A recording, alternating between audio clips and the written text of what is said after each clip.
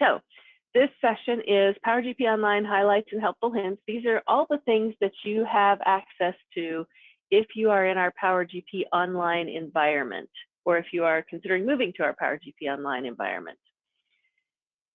We always like to start with our mission statement. At Njevity, our mission is to improve the life and success of our customers and partners by providing exceptional business application experiences that simplify, inform, and delight. So obviously, webinars lean towards the information part of that, but I hope that you find as you see the products that we have added to GP that they are great business applications that will help simplify your processes as well. With that, I'm not going to read the entire agenda, but I put it up here just so you can see there's a lot of stuff that you get being in our environment. A whole lot of extra functionality that's just included for free for you guys being in our world. And we're going to go through all of these things in detail. Okay. First of all, one of the things that folks don't realize is that by being in our environment, we have an entire PowerGP Protect set of services that are all in there behind the scenes. So we've got the multi-factor authentication, which is one of the best ways to protect your data. We have anti-malware software. We actually hire hackers to try and get into our system, so we know ahead of time where hackers might be trying to get into our system. We do dark web monitoring, and we always are applying the latest service patches to all of the machines in our environment. Your remote desktops to the SQL servers to everything. We're keeping everything all up and maintained and patched for you. We also have a full backup and disaster recovery plan. So we do daily backups. We take those backups offsite replication of those backups so they're not all in the same place, and we do validation of those. And we have Iron Mountain is our data hosting center where we keep all of our servers, and they have a full suite of protection options as well to help us maintain your data and keep everything nice and safe and secure. And then on top of that, we have redundancy. So everything that we use to support your PowerGP Online environment has duplicates. We have duplicate firewalls, switches, disk systems. So all of that, what that means to you is if we had a hiccup in a firewall, we have a second one already in place that auto swaps over, everything keeps up and running. Very rarely do we have an issue where we have, downtime because everything has a backup in place that it can auto hot swap to as needed. All right, so that's our technical side of things. Within GP, we have multiple modified windows. So I've put some screenshots in here. There's a whole list of windows we've modified. There's probably 20 windows we've modified. A lot of the modifications have to do with this import button up here. So we will see later in the presentation that we have built about, I believe it's 22 import options for you to import things quickly and simply into your GP. And again, we'll look at that. I've got slides for that later, and then if we have time at the end, we'll do a demo of that, okay? But I also included the GL transaction entry window because most windows where you can do a distribution, we have modified the window so that you see the account description next to the account. That's not normal in GP. Normally, you would see the account on one line. You'd have to use the little expansion buttons over here to see the description, to see that second line where you've got the description. So this is true, obviously, in our GL transaction entry window. It's true for AP distributions, AR distributions, sales order distributions. Most of the distribution windows have that additional description to show to help you make your data entry, again, simplified and easier. In the sales transaction entry window, we also added the item description next to the item number. So in native GP, if you're entering a sales transaction, you enter the item number and then you tab on over to unit of measure and then the quantities, et cetera. And if you want to see the item description, you either drill into it to get a little more description or you expand again to see the item detail information. So we wanted to kind of streamline that for you so that you know as you're typing in an item number, did I get the right item? This is what it actually is. And you see that as you go. Payables transaction entry has our biggest modification on it. And this one, we added, quite obviously, this entire vendor activity section over here.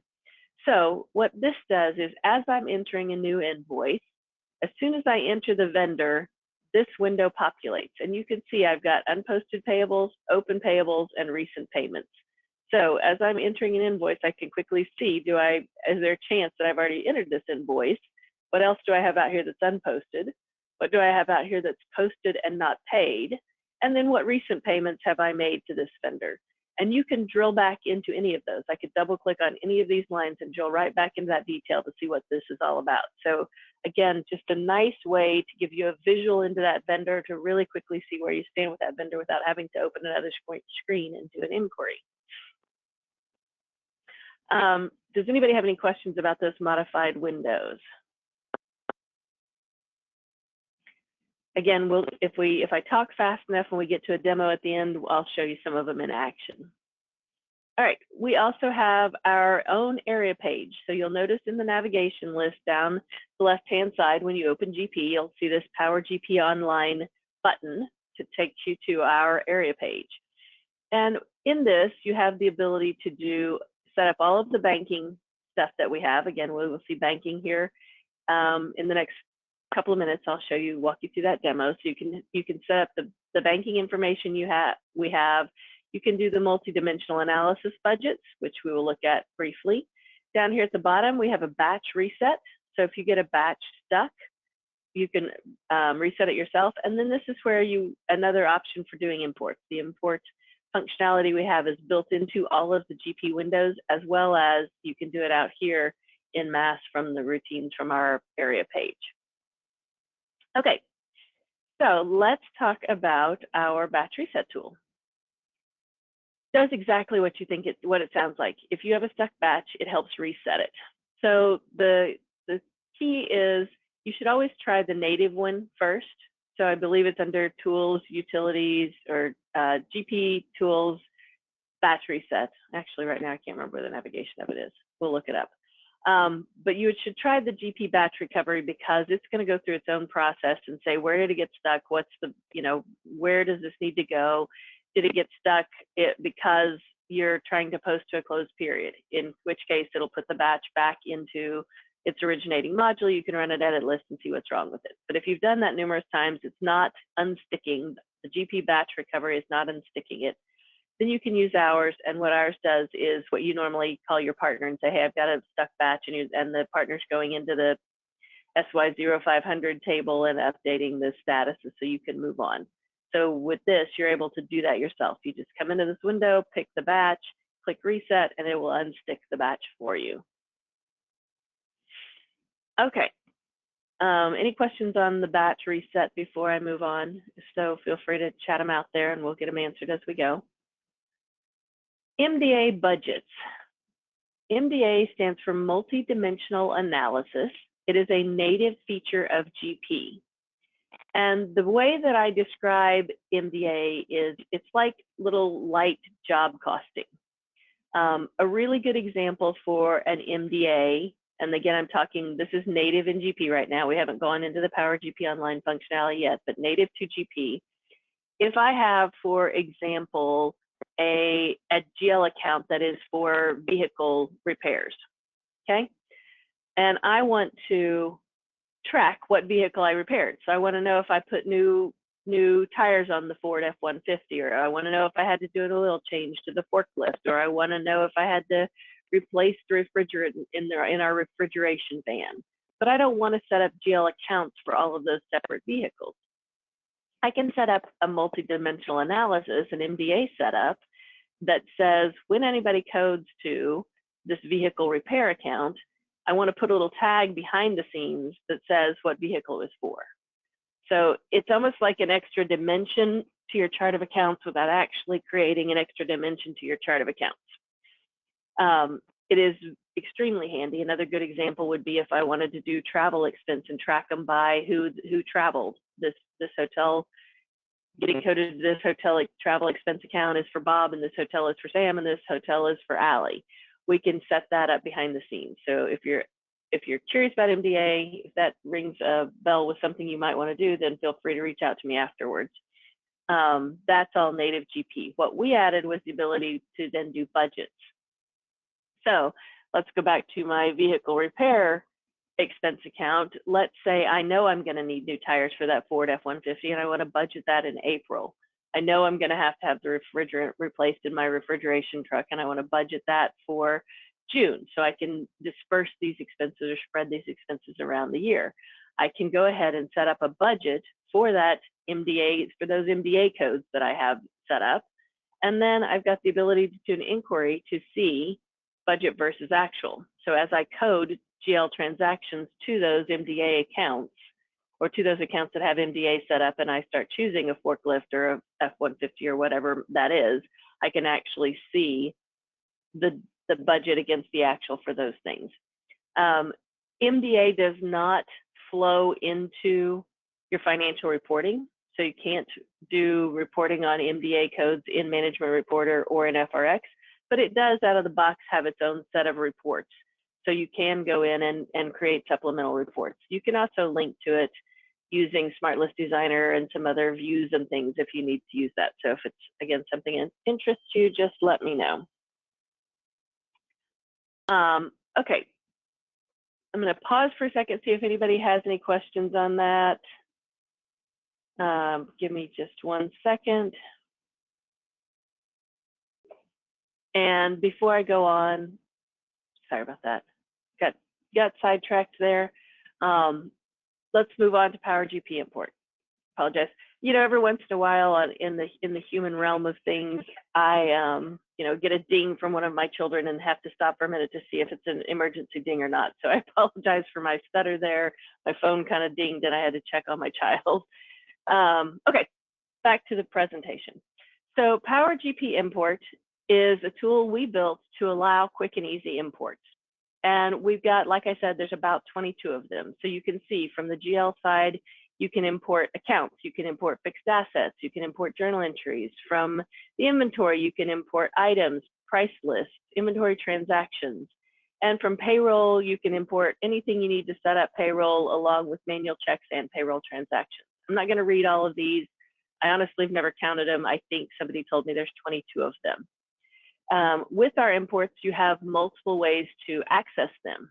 So for almost all of the imports, we have linked them to their applicable window. So if I'm importing vendors, at the top of my vendor maintenance window, there's an import button. If I'm importing accounts, at the top of my GL account maintenance window, there's an import button. You also have, as I mentioned earlier, from the PowerGP Online area page, an import option where you can go in and just choose the series, the import type, and the import. And again, we'll see this in action here in a little bit, but if you're doing imports and you don't want to navigate out to the window, you can do that. If you are someone who uses navigation lists and uses the navigation pane a lot, we've also added them out to the tail end of that navigation pane so you can do imports from there. This is actually really neat. If you're not using this, imagine being able to go out and pull a list of vendors, you know, maybe 1099 vendors. You've done a restriction in your navigation list to give you a list of the 1099 vendors. You can quickly export those. So with the go-to, you can export those out to Excel. You could manipulate them and then turn around and import them right back in, and from the same window, see real-time the changes you just made. So it's quite nice to actually see that in action. Okay, within any given import window, there is a template at the top. So this is just my account import. And when I click on this template button, it's going to download a sample file that's going to show you the layout. It's going to be just like this. I mean, I've got a screenshot here of account because there are so few fields, but imagine a vendor import where you've got it scrolling out to the right because you can do 1099s and you can do addresses and you can do like everything that you need for a vendor setup. So it's a big long file.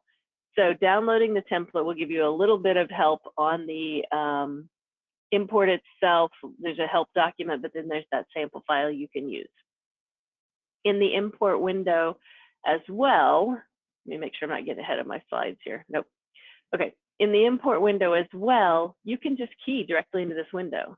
So if I wanted to go in here and add 5 accounts really quickly, just key them in, tab, tab, tab, tab, tab, tab, tab, tab, tab. This window will validate. So if I put in an account number that's the wrong format, it's going to show me an error message. If I choose the wrong posting type or typical balance, it's going to show me error messages. When I click validate, there's going to be a box that shows up down here at the bottom that says, here's all the things that are wrong, see all the errors, and there's a link. And again, we'll see this live here in just a little bit. A couple of other things, if I have that sample file and I've populated a large file, so maybe I'm importing 500 accounts, I can browse out, grab that CSV file. As soon as it's imported, our PowerGP import starts validating that data. So the minute you import a file, it starts validating. If it says you've got the wrong account type, again, I can edit that down here. If I see maybe I brought an account in that I don't want, I can delete that one row and it still keeps all the other data there nice and validated and ready to come in.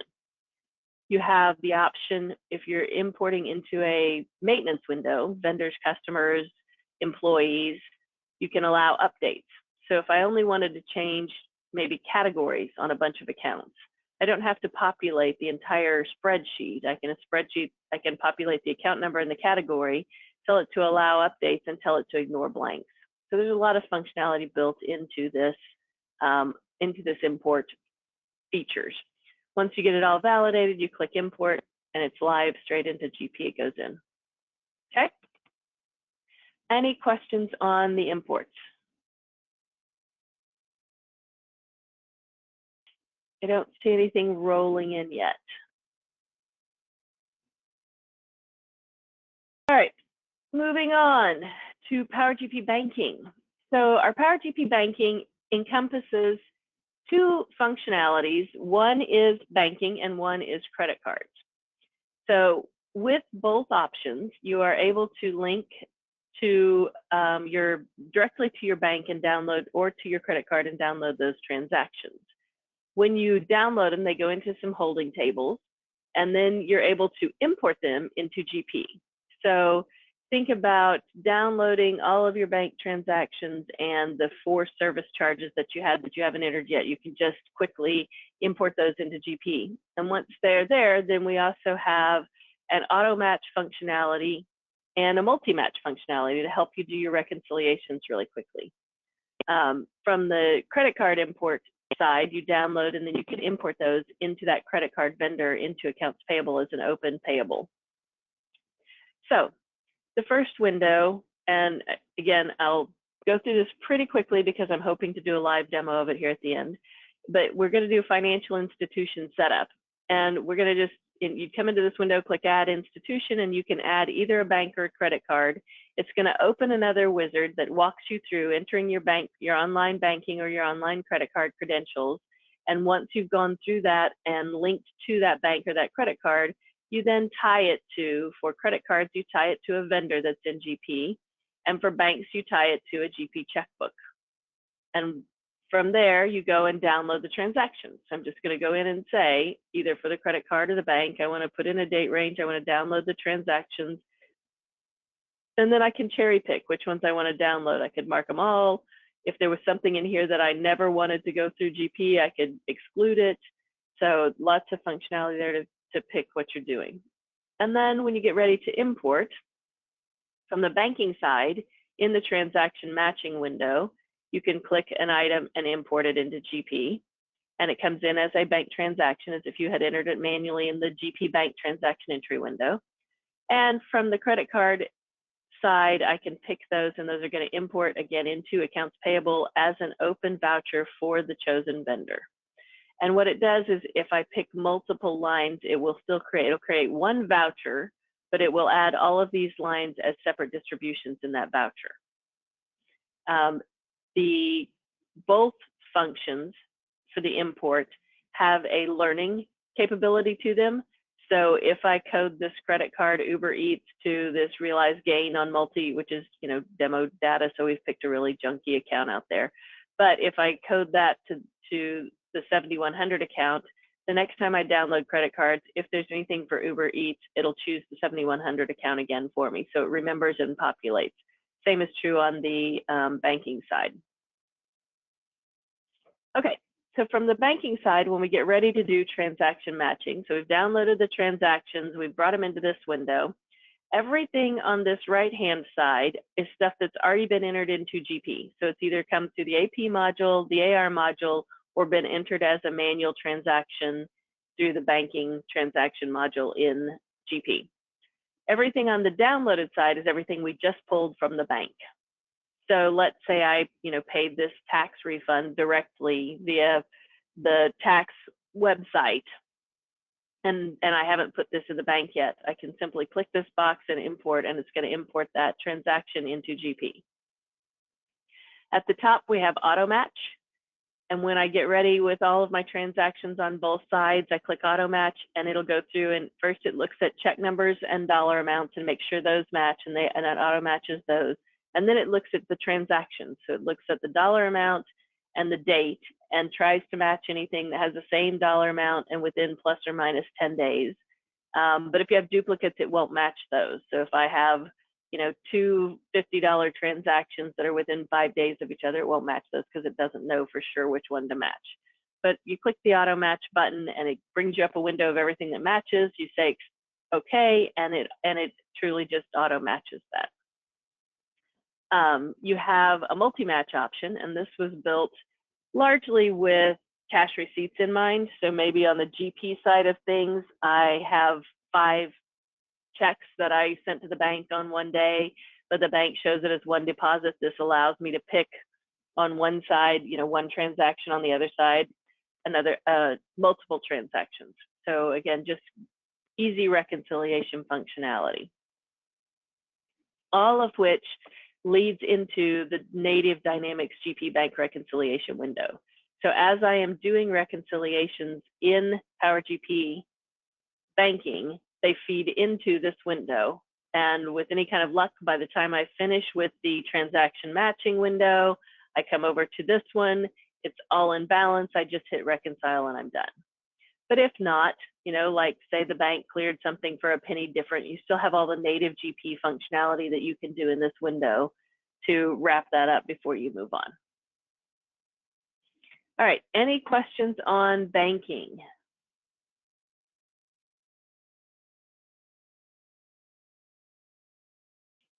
Waiting just a second for that.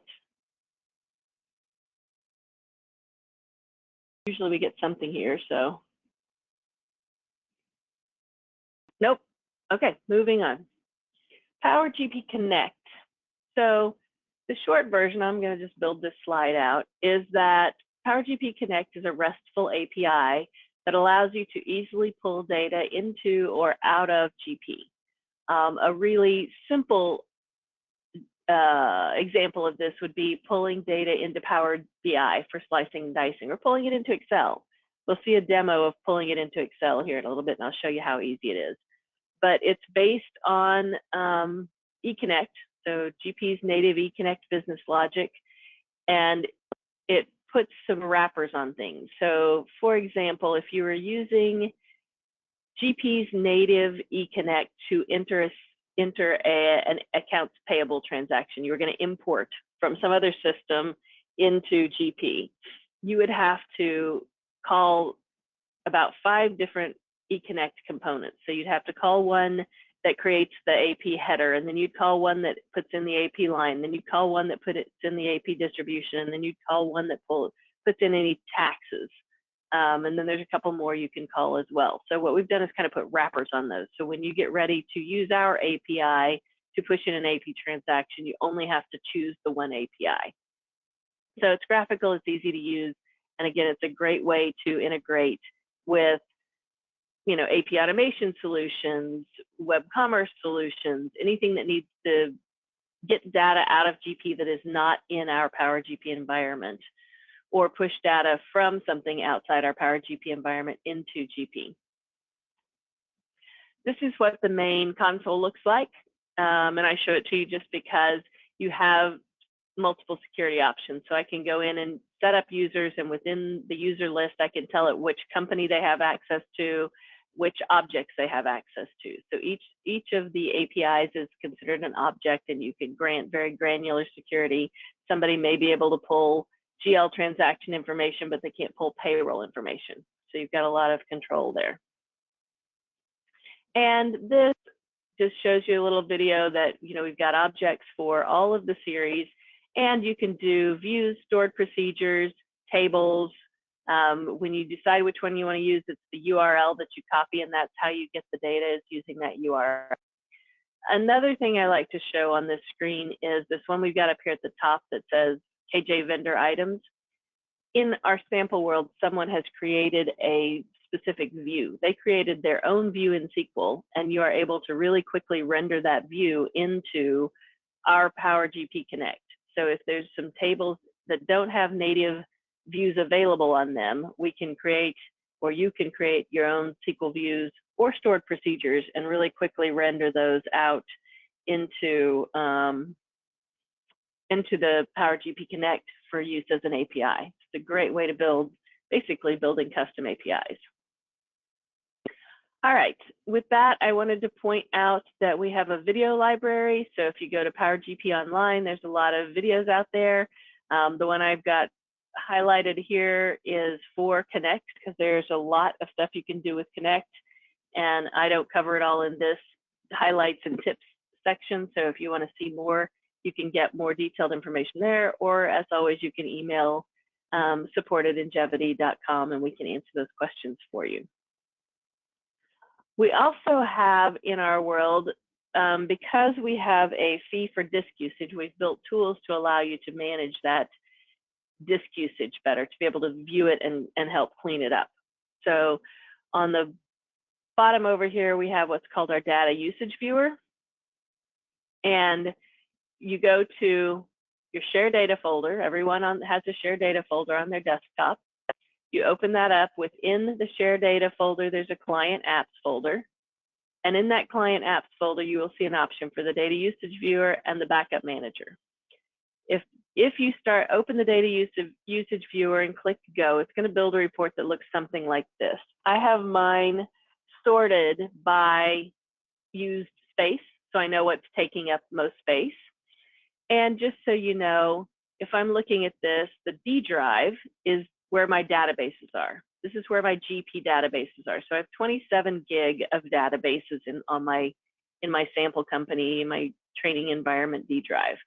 The L is the log files. These are directly related to SQL. SQL builds log files as you process on a daily basis. So those are just going to kind of grow and stay there. The B drive is backups. So I've got 2.32 gigabytes of backups out here. And I'm going to talk about that here in just a second. And then you start seeing where we've got stuff saved in the share data or in the user folders. So for the users, this is stuff that's saved either in their My Documents or on their desktop. And you could really quickly see if somebody's saving too much stuff out there. In this example, I've got 33, and we would round that up to 34 gigabyte of usage, disk usage. In your PowerGP Online environment, you get 10 gig of disk usage included in your environment. Anything over 10 gig, you get charged for. So I would be getting charged for 24 gigabyte of usage that I would probably want to go in and try and maintain. Part of that being this 3 gig, 2.3 will round up to 3 gig of B drives, and that's these backups. So the other tool out in client apps that you can run is our backup manager. And this shows you any backups that somebody has made manually. These are not the backups that we make. You know, the first slide I talked about our disaster recovery and our backup plan. Those backups are maintained completely elsewhere, offsite, on other devices. So they do not count in your disk usage, and they don't show up in this tool. This would be, hey, you called and said, hey, I need to do a backup. I'm getting ready to run a big process. Can you do a backup for me? Hey, I'm getting ready to do a year-end upgrade. Can you do a backup for me? That's what these backups are. These are one-off, specifically requested backups. And we gave you the ability to come out here after you've made the backups and delete them. So, you know, if I've made this backup in 2023, obviously all of these backups are so old. If I have to go back to them right now, that's going to be a problem. So you just want to come out here, you know, once a month and see if you've got backups that need to be deleted that you don't need to keep out there. Just keep your disk space clean. All right, I also like to highlight this big red log off button. Everybody has this on their PowerGP Online desktop. And the process that you should do at the end of every day is close out of GP, close out of any programs you have open, you know, Excel, Management Report, or whatever you've got open, and then double click this log off button. And the reason is, when you are in PowerGP Online, you are using your remote desktop environment. You are using that environment with everybody else who's using that environment. So if you have 5 users in GP, every time you guys connect, all 5 of you log in for the day, you start opening things. You open browsers, you open Excel spreadsheets, you open GP, et cetera, et cetera, et cetera. Well, all of that gets cached on that remote desktop. The remote desktop is remembering all of the things that you're doing, okay? If you do not log out properly, after a day or two, you're going to start noticing things slowing down. Your spreadsheets are going to go slower. Your GP is going to go slower. And you're going to think, man, what's wrong with this desktop? And then in about 4 or 5 days, everybody else on your system is going to start noticing it. And the longer you're in, if you're in for 2 or 3 weeks, you really, really affect the performance of your remote desktop environment. So you want to make sure it's a good habit every day to, again, close all of your programs properly and then double click this log off, and it shuts you down, clears that cache, and the next morning you wake up all nice and bright and shiny and happy. Okay? All right, with that, we've got time, so let's do a demo. Let me see if I can hop over. And before I start, does anybody have any questions about those things? I know I talk fast, but I try and talk fast so I can get the data out there and then we can go see it in real life. Okay, I don't see any questions yet. I don't have Allie telling me I'm not being heard, so we'll just plug on. Okay, thanks, Allie. All right, so I'm just in a normal GP. This is in my remote desktop, so you can see I've got my remote desktop up here, right? I'm in my particular training environment is called NJETRN for Njevity training. Let's hop over and look at GL first. So just accounts that we were talking about. This is my import button. If I want to import GL accounts, I can click that button. If I click template, I'm going to get a template that downloads. I'm going to cancel that because I've already got it. I'm going to browse out and grab a sample file. And I can promise you now my sample file is junk, but my sample file is junk because I wanted to show you all these error messages. See all these big red X's? Nothing here is going to import. Everything here has some kind of a problem. If I click right here, I can see all my messages and it's going to tell me account length is too long, account length is too long, posting type can't be a balance sheet. So it just tells me everything that I've got going on here. If I were to change a piece of this, let's see if I can remember what my account format is. I think it's, let's do this. 777. I think that's right. So let's revalidate. It didn't keep it for some reason. That's odd. Oh, there it is. Resorted it for me. So now I've only got a warning. I've got rid of my red X and I've got a warning. And if I were to go look at that account, it would probably tell me the account number already exists. So it's going to be updated. So that quickly you can see how I changed it. If I wanted to change, some piece of this, the decimal places for that account number, something like that, I could. If I wanted to delete it, I could. If I maybe just change this to say workers' comp, delete, and revalidate. It's still going to give me that warning because it already exists, but I'm going to tell it to allow updates and import, and it will import only the one that that worked. 1 successfully imported, 5 still failed. So that's how all of the import screens work. They're pretty straightforward. Again, they all have a different link. Let's go pull up our 77777 account, and you can see it shortened that to workers' comp. I should have pulled it up first so you could see. Really believe me on that, but you can. So that's how the imports work.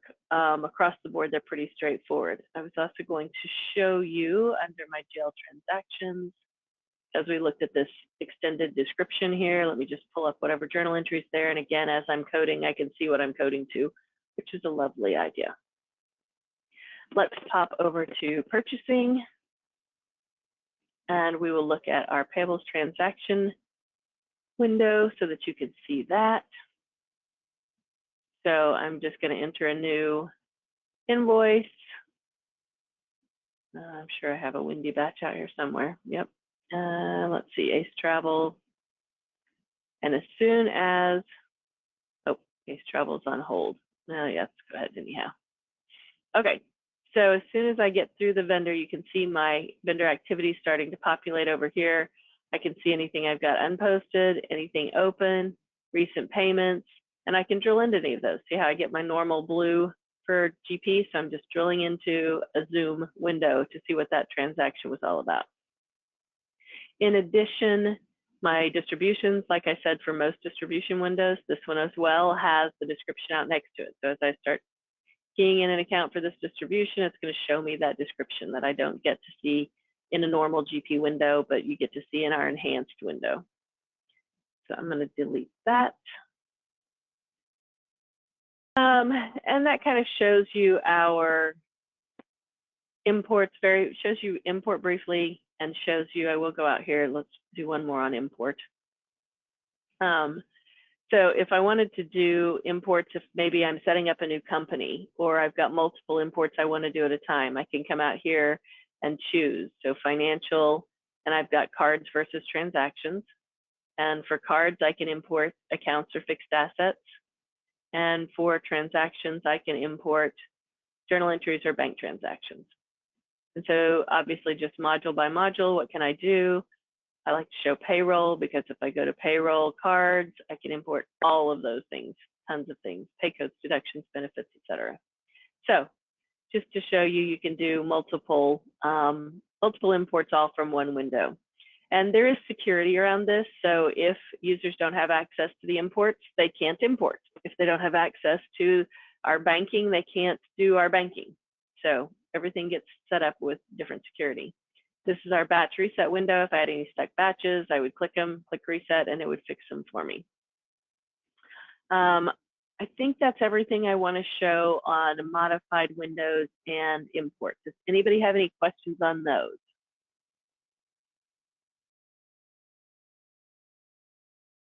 All right, let's see how quick of a demo we can do on banking. All right, so in the financial institution setup window,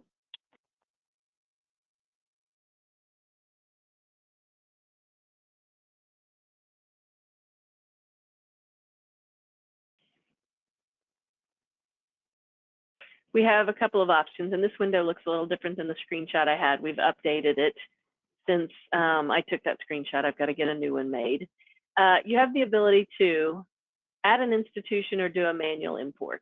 And the difference here is if your bank uses treasury accounts and has things like multi-factor authentication or an extra little code that you have to, a little fob that gives you a code or something like that, where you can't do an online banking without some kind of multi-factor or extra piece. Our product doesn't do that because the tool we use to do the validation to the bank doesn't allow for that functionality. So with those kind of accounts, you would have to download a file from the bank, and then you go in here and do manual and you map that file. Once you get it mapped, every time it's easy to use, you just do the same download every month and use the same mapping every month. If I were going to do a new one, I'm not going to walk all the way through this, but just to show you, we get this little wizard that walks you through doing your login. So usually I continue without a phone number just because I do this demo enough times that I don't want to have my phone number linked out here. But then I can go choose, let's just say I'm going to choose Our Best Bank. I'm going to put in my banking credentials. It's going to show me my banking that are available, and I'm going to say okay. And once it walks through and validates all of that, what it's doing behind the scenes in our world is it's saving encrypted tokens that allow you to continue to use that. So anybody who has access to the PowerGP banking can go in and set up financial institutions, and they can do all of the processes we're going to see now. However, they have to initially set up the financial institutions, they have to have the banking or the credit card credentials to do that. If by chance you change login information, you can come back out here and revalidate the credentials. So in this case, I've got an American Express card set up and I've got it linked to this vendor, American 001. We also have a bank account set up and linked to our petty cash bank account. You can add nicknames. You can add additional information. I could delete these if I wanted to delete them. I could edit them, etc. So you can see numerous different credit cards and banks out here set up. Once I get those all set up, then I go to download transactions. And this is where I'm going to go in and pick either the credit card or the bank. Let's grab the bank. And I can tell it I want to download since the last time I downloaded, or I can put in a custom date range of when I want to download transactions. Let's see, I'm trying to think when I might have some data out here for this bank.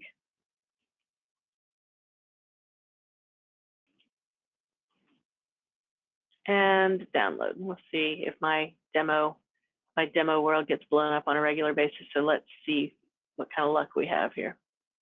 Okay, so once I've downloaded, then I get to pick that bank account, and it should start showing me the transactions, which of course I don't have any. Let me think what's in here. Well, let's see if we have anything current.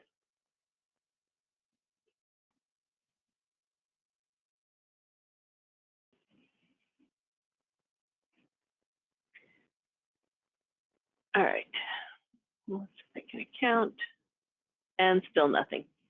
So if I had, let's go, let me choose my credit card and see if there's anything out there.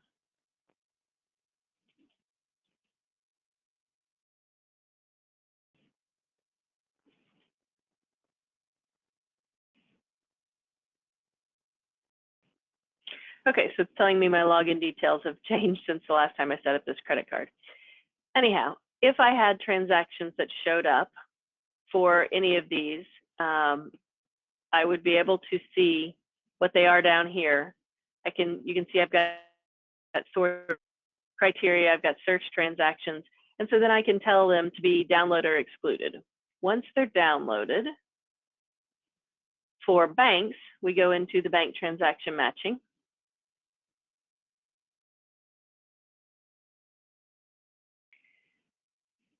And let's pick this one.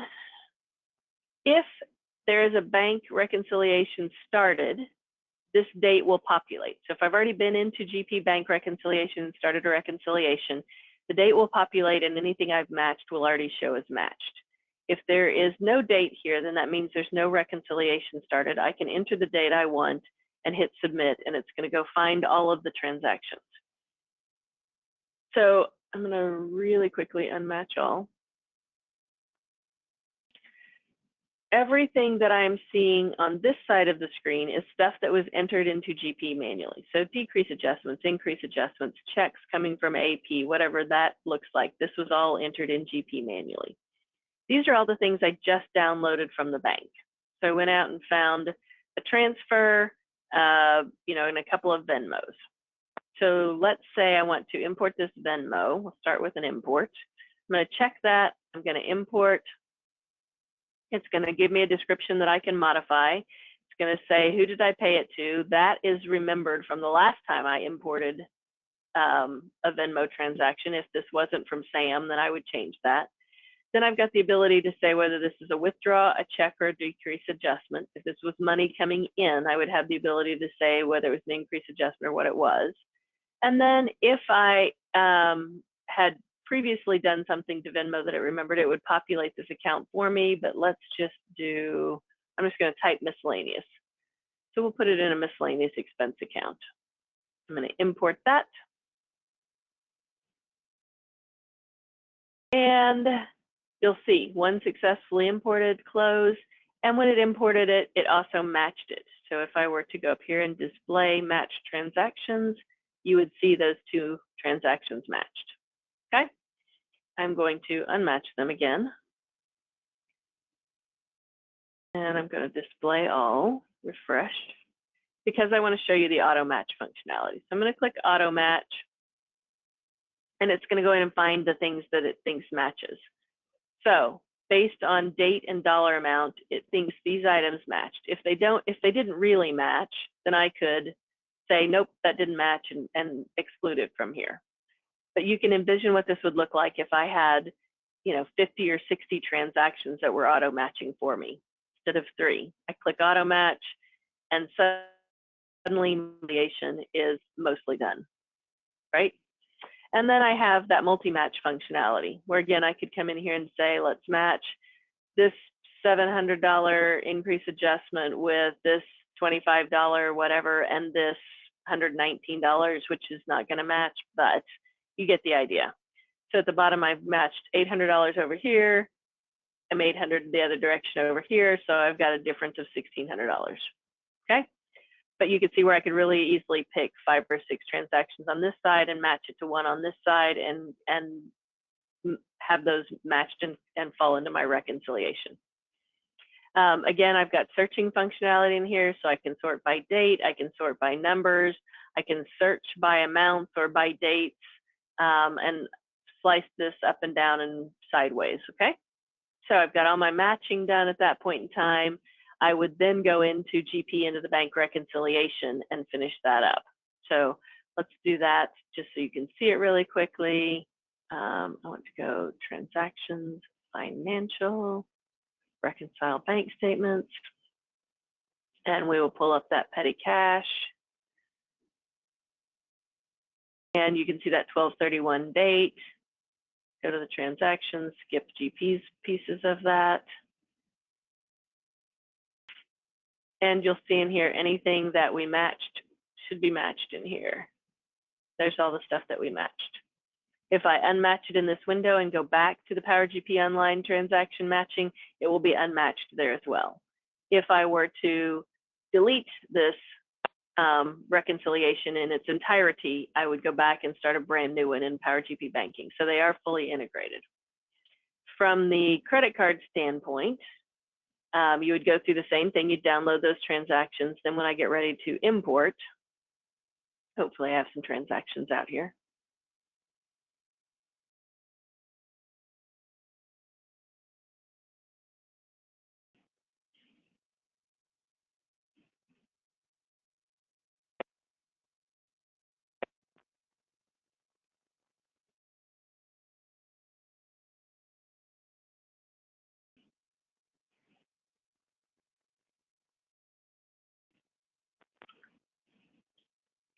Okay, so now I can go out and pick the vendor, put in a date range, submit, and have no transactions.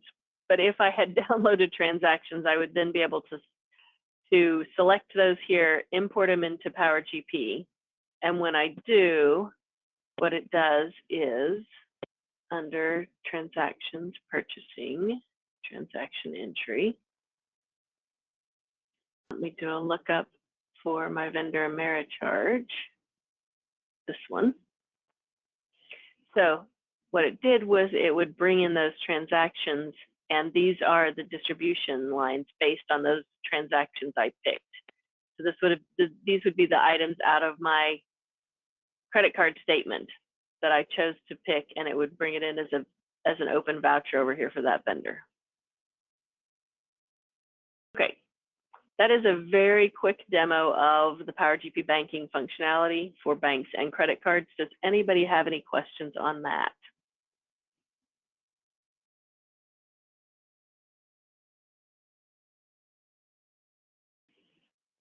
All right, we've got 7 minutes left. I'm going to see if I can get through a really quick Connect demo for you, really quick.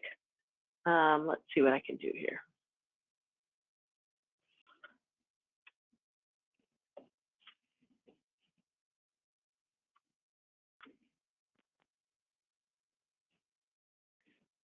All right. So to grab the URL that I need to use for Connect, and again, the URL/API, I'm going to log in here. I hope. And it's going to show me which companies I have access to. So I'm going to grab this one. Again, user by user, I can see security lists, who has access to what. This is my object list. And you can see I can get budgets, I can get accounts, I can get transactions, get checkbooks. These are all tables and views. If there were stored procedures I wanted to pull, I could whittle this down to stored procedures. If I wanted to create an account category, create currencies, create an account group. So all of these things are out here, easy to use. I'm going to go back to tables and views. I'm going to grab, let's just do get accounts because it's easy. I'm going to click on this URL and copy it. So again, set up security. Users can and can't get to this if you don't let them.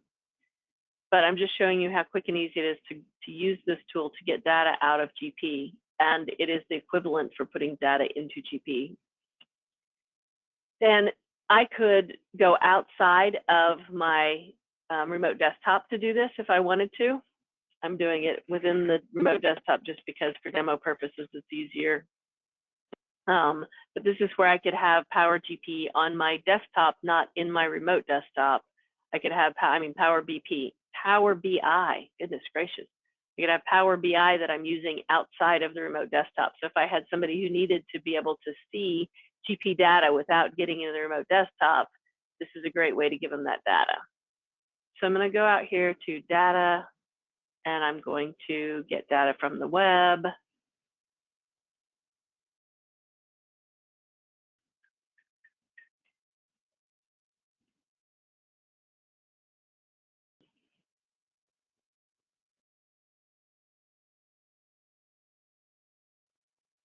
And I'm going to wait patiently.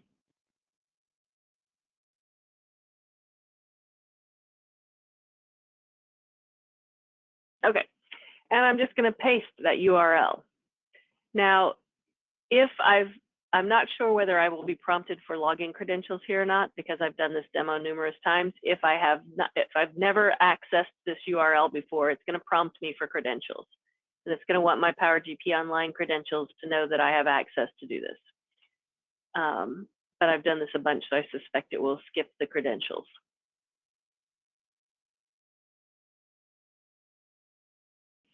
All right, so now it's just bringing me this little Power query where it's gone and grabbed that using JSON. It's grabbed the URL and is parsing it. And I'm going to tell it I want to put this in a table.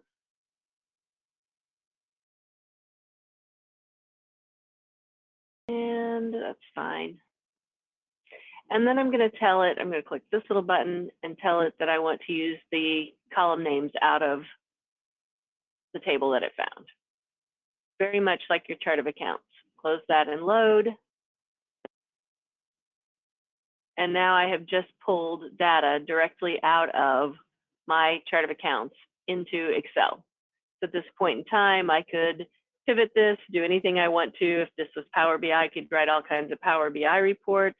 Let's pop down here just to show you really quickly. Not popping very fast, am I? All right, my 777 account, I've got a 7778 account in there. You should have a 777 account in there. There she is. All right, so we're going to choose sort of made a Z. That way we'll find her down there at the bottom. Okay, so there's that account. I'm going to come back over here to GP. I'm going to go find that account, Guards, Financial Account, 777777. I'm going to change this to Wendy. Save that. Pop back over here to Excel. We're going to refresh this.